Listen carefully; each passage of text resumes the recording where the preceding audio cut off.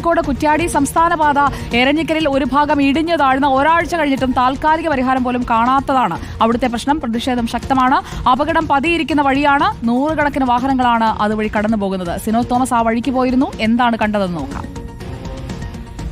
ശക്തമായ മഴയിൽ കഴിഞ്ഞ ആഴ്ചയാണ് സംസ്ഥാന പാതയുടെ ഭാഗമായ എരഞ്ഞിക്കൽ അപ്രോച്ച് റോഡിന് ഒരു ഭാഗം ഇടിഞ്ഞ് താഴേക്ക് പോകുന്നത്. ഇപ്പോഴും ആ ഇടിഞ്ഞ ഭാഗത്ത് ഷീറ്റിട്ട് മൂടിയ അവസ്ഥയിലാണ്. മറ്റു നടപടിക്രമങ്ങളൊന്നും തന്നെ പൊതുമരാമത്ത് വകുപ്പ് ചെയ്തിട്ടില്ല. ഇവിടെ KSBയുടെ വൈദ്യുതി തൂണുകൾ സൂക്ഷിച്ചിരുന്നു. 50ലധികം വൈദ്യുതി തൂണുകളാണ് സൂക്ഷിച്ചിരുന്നത്. അതിൻ്റെ ഭാരം കൂടി റോഡ് ഇടിയാൻ കാരണമായെന്നാണ് പൊതുമരാമത്ത് വകുപ്പ് പറയുന്നത്. ഏതായാലും റോഡിൻ്റെ പകുതിയോളം ഇടിഞ്ഞ് താഴേക്ക് പോയ അവസ്ഥയിലാണുള്ളത്. ചേട്ടൻ, നിരവധി ബസ്സുകൾ ഉൾപ്പെടെ പോകുന്ന റോഡല്ലേ, കൂടുതൽ ഇടിയാനുള്ള സാധ്യതയുണ്ടോ? കൂടുതലായി ഇടിയാൻ സാധ്യതയുണ്ട്. അത്രയും വാഹനങ്ങളാണ് ഇതിൽ പോകുന്നത്. അതുകൊണ്ട് മിനിസ്റ്റർ ഈ സ്ഥലം സന്ദർശിക്കണം.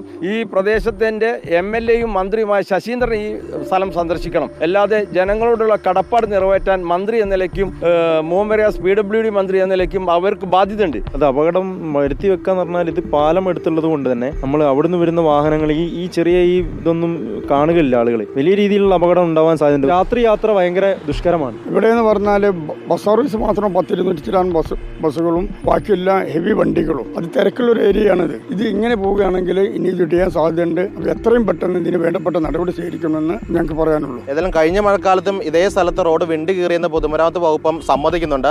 അതേ സ്ഥലത്താണ് ഇത്തവണ മഴയത്ത് റോഡ് ഇടിഞ്ഞു പോയിരിക്കുന്നത്. ഏതായാലും പൊതുമരാമത്ത് വകുപ്പിന്റെ പാലം വിഭാഗം എസ്റ്റിമേറ്റ് തയ്യാറാക്കിയിട്ടുണ്ട്. ആ എസ്റ്റിമേറ്റിന് അനുമതി കിട്ടിക്കഴിഞ്ഞാൽ നിർമ്മാണം നടത്തുമെന്നാണ് അറിയിച്ചിരിക്കുന്നത്. പക്ഷേ അതിന്റെ സാങ്കേതിക നടപടിക്രമങ്ങളൊക്കെ തന്നെ പൂർത്തീകരിച്ച് വരാൻ ദിവസങ്ങളും മാസങ്ങളും എടുത്തേക്കാം. ആ സമയം കൊണ്ട് മഴ ഇനിയും ശക്തി കൂടിയാൽ വീണ്ടും റോഡ് പൂർണ്ണമായി ഇടിയാൻ സാധ്യതയുണ്ടെന്നാണ് നാട്ടുകാർ പറയുന്നത്. കോഴിക്കോട് നിന്ന് വീഡിയോ ജേർണലിസ്റ്റ് മിജി ഷമ്പാടിക്കൊപ്പം റിപ്പോർട്ടർ സിനോജ് തോമസ്, റിപ്പോർട്ടർ.